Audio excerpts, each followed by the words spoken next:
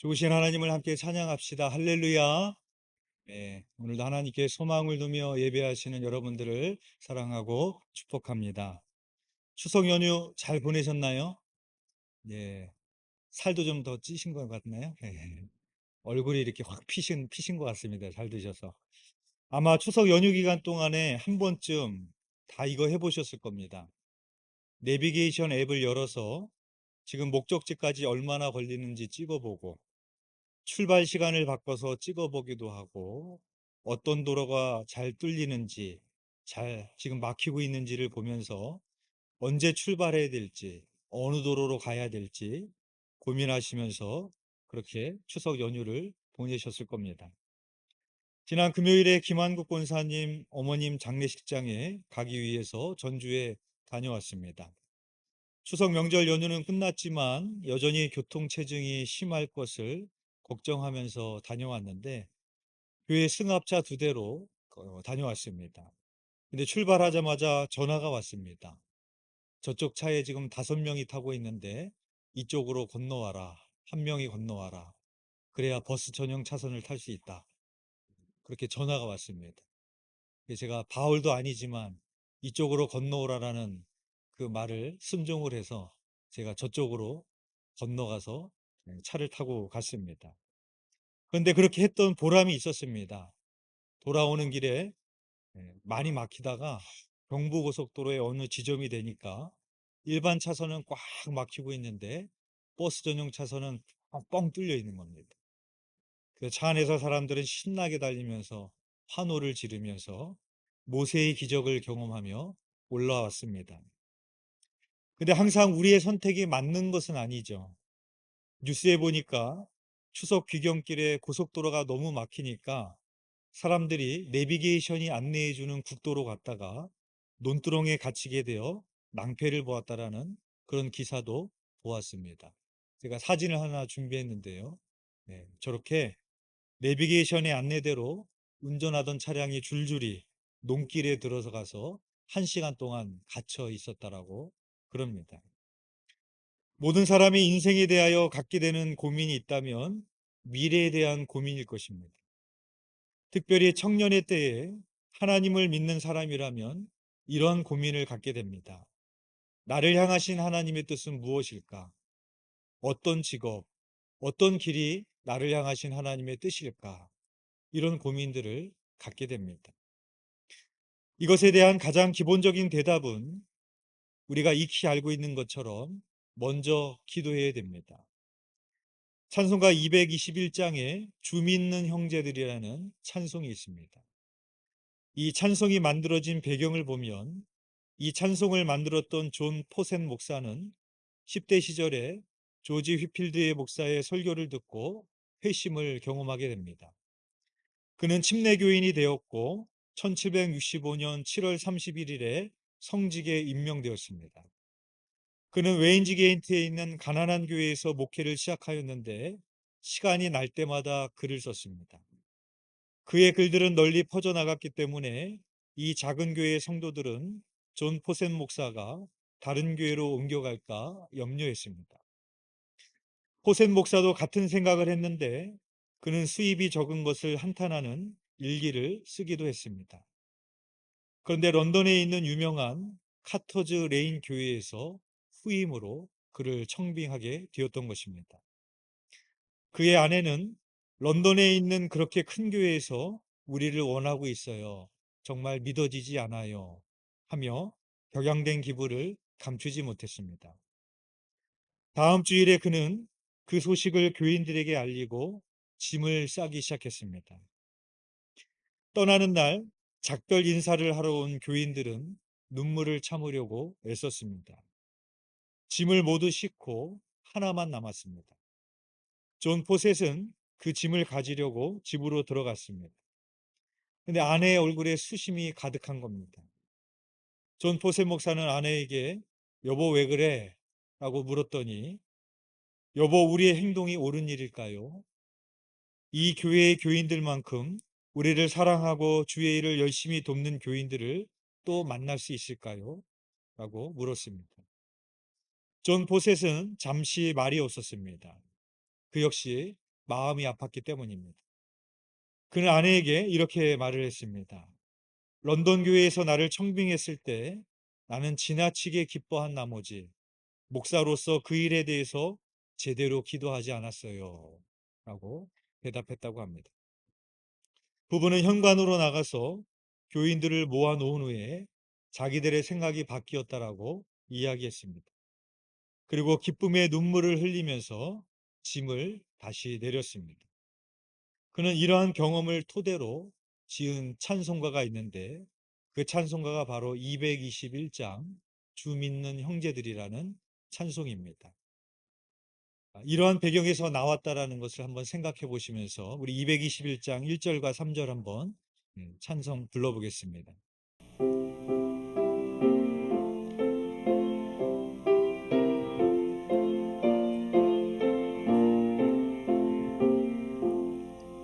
주 믿는 형제들 사랑의 사귐을 천국의 교제 같으니 참 좋은 친교라 피차의 슬픔과 수고를 나누고 늘 동고동락하면서 참 사랑 나누네.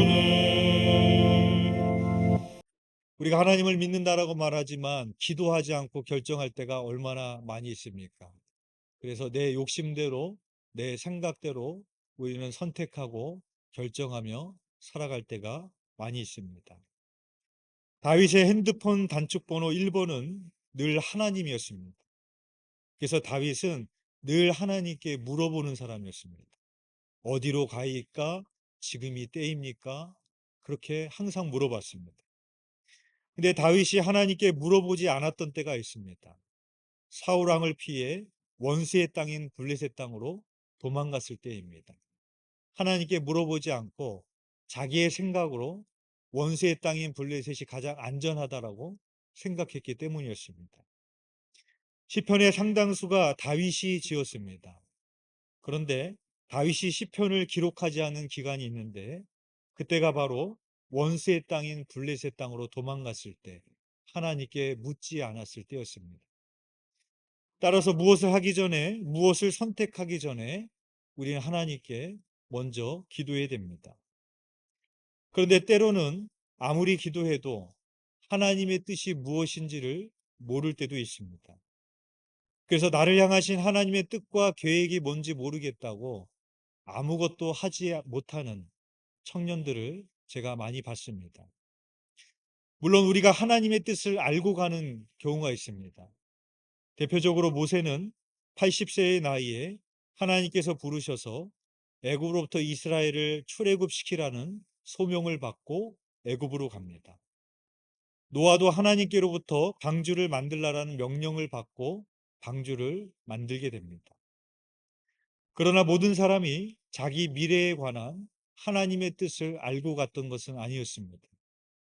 대표적으로 요셉이라는 사람은 자기가 미래의 애굽의 총리가 되어서 죽어가는 사람들을 구원해내는 일에 쓰임받게 될 것이라는 것을 알지 못했었습니다. 요셉은 형들에 의해 구덩이에 빠지기도 했고 형들에게 애굽으로 팔려가기도 하고 누명을 쓰고 감옥에 들어가는 고난한 세월을 보내었지만 자기를 향한 하나님의 뜻을 몰랐습니다. 다만 요셉은 자기에게 주어진 하루하루의 삶을 믿음으로 최선을 다해 살았을 뿐입니다.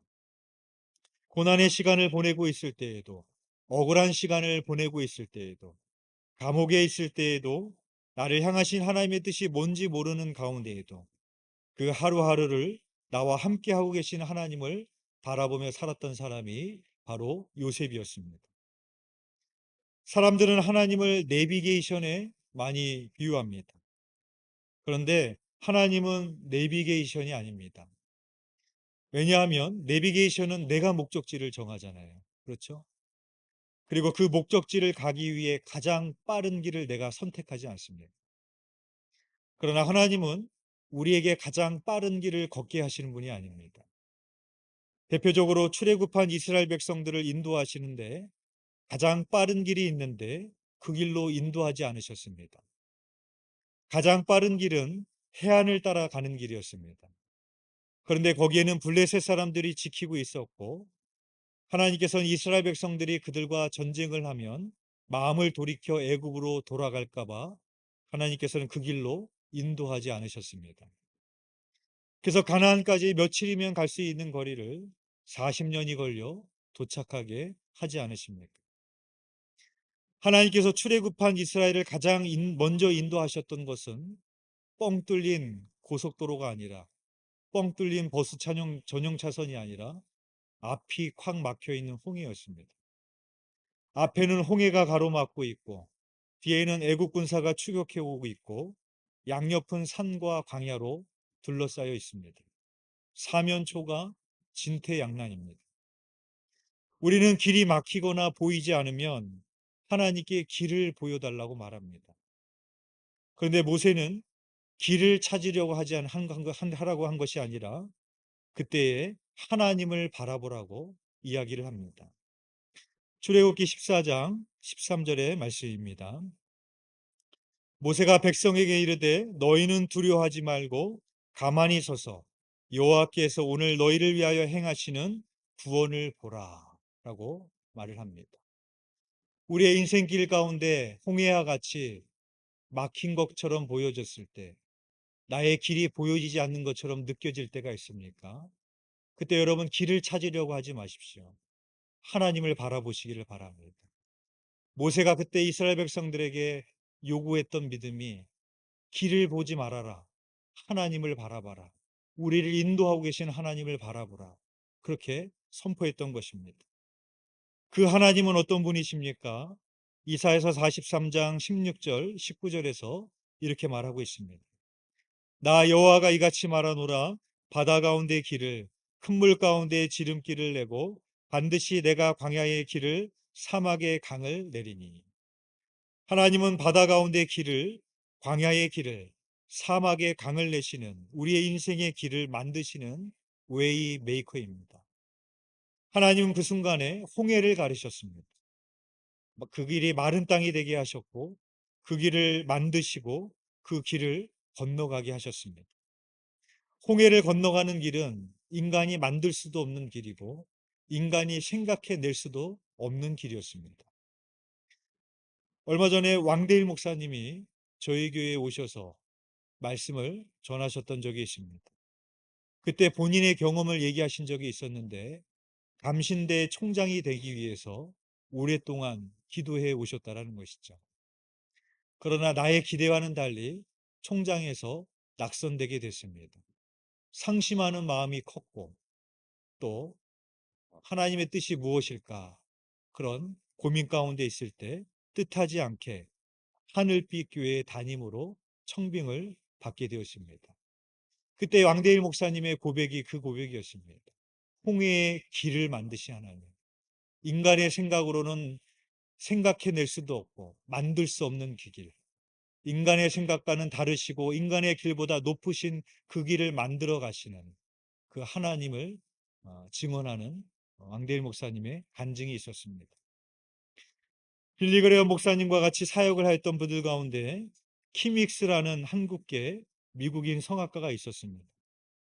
1982년에 발간한 나는 어둠을 밝히리라라는 전기집을 통해 그녀는 자신의 인생을 하나님이 인도하셨음을 고백했습니다. 1947년에 가난한 가정에서 태어난 그녀는 3살이 되던 해 6.25 전쟁 때 폭탄이 터져 그 섬광에 실명했고 생활고로 인해 아버지에게 강에 던져져 죽을 뻔했지만 다행히 살게 되었습니다.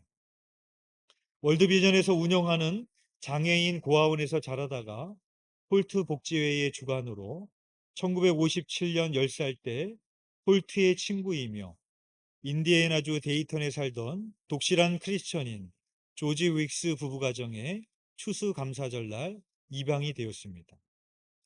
입양 후 2년이 되던 12살에 인디애나폴리스에서 한 달간 있었던 빌리그레엄 목사님의 부흥에 참석했다가 예수님을 영접하게 되었고, 그 후 인디애나 주립대학을 졸업하고 박사 학위 과정까지 마친 그녀는 풀브라이트 장학금을 받고 오스트리아 비엔나에서 성악을 전공하며 성악가가 되었습니다. 1970년대 세계적인 부흥사였던 빌리그레엄 목사님의 전도 집회에 따라다니며 간증과 찬양을 했던 그녀의 이야기 가운데 이런 간증이 있습니다. 장님인 나를 안내하는 사람은 백야드 앞이 아닌 바로 발 앞에 무엇이 있는지를 말해준다. 그의 말대로 한 걸음씩 옮기면 결국 목적지에 도달한다. 하나님도 마찬가지다. 하루하루 그분의 말씀에 순종하며 살면 마침내 하나님의 약속하신 그곳에 도달한다. 라고 간증을 했습니다. 앞을 보지 못하는 킴 윅스에게 10m 앞에 무엇이 있으니 조심하라고 하는 말은 의미가 없습니다. 바로 그 한 걸음 앞에 어떤 장애물이 있는지를 알려줘야 됩니다. 그렇게 한 걸음 한 걸음 발을 내딛다 보면은 결국에 그녀가 가야 할 목적지에 도달하게 되는 것입니다. 요셉은 형들에 의해 구덩이에 빠지기도 했고 애굽으로 팔려가기도 했고 누명을 쓰고 감옥에 들어가기도 했지만 자기를 인도하신 하나님의 길을 알 수 없었습니다. 그러나 날마다 하나님과 동행하며 매 순간 하나님을 바라보며 살아갔던 요셉은 마침내 애굽의 총리라는 자리에 오르게 되었고 형들과 극적으로 화해를 이루게 됩니다. 그때 요셉이 이런 고백을 합니다. 나를 이리로 보낸 이는 당신들이 아니요 하나님이시라. 하나님이 생명을 구원하시려고 나를 당신들보다 먼저 보내셨나이다. 라고 고백하게 됩니다. 그때는 하나님의 뜻을 알지 못했지만, 그때는 하나님의 길을 알 수 없었지만, 그 하루하루 하나님을 바라보며 믿음의 한 걸음을 내디디며 앞으로 나아갔을 때, 시간이 지났을 때 그 길이 하나님이 인도하셨던 길을 요셉은 깨달을 수가 있었다라는 것입니다. 어떻게 하면 가장 완전한 길을 찾을 수 있을까요? 오늘 본문 6절에 보면은 우리들에게 이렇게 말씀하고 있습니다. 오늘 시편 1편 6절 말씀 우리 함께 봉독해 보겠습니다. 시작. 무릇 의인들의 길은 여호와께서 인정하시나 악인들의 길은 망하리로다. 아멘. 이 말씀을 보면 의인들의 길은 하나님께서 인정하신다라고 말씀하고 있습니다. 그렇다면 여기서 말하는 의인은 무엇일까? 세상적으로 말하고 있는 그런 의인이 아닙니다. 내가 의롭다라고 말하는 그 의인을 말하는 것이 아니라 2절에서 이렇게 말하고 있습니다.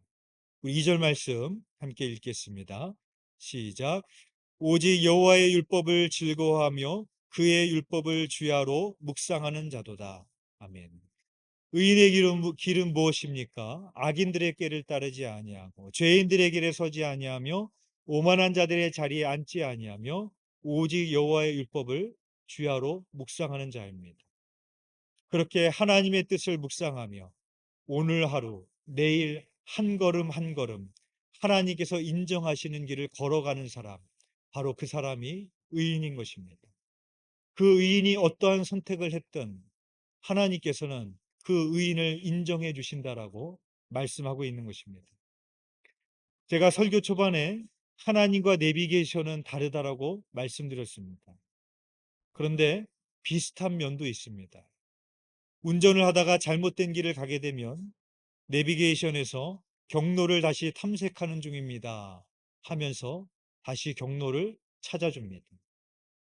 하나님도 마찬가지입니다. 내가 의인의 삶을 걸어가고 있다면 때로는 잘못된 길을 가기도 하고 때로는 잘못된 선택을 하기도 하며 걷다가 실패하고 넘어지기도 하고 돌아가기도 하고 오래 걸리는 것 같기도 하지만 하루하루 한 걸음 한 걸음 의인의 길을 걸어가고 있다면 결국 목적지에 도달하게 된다라는 것입니다.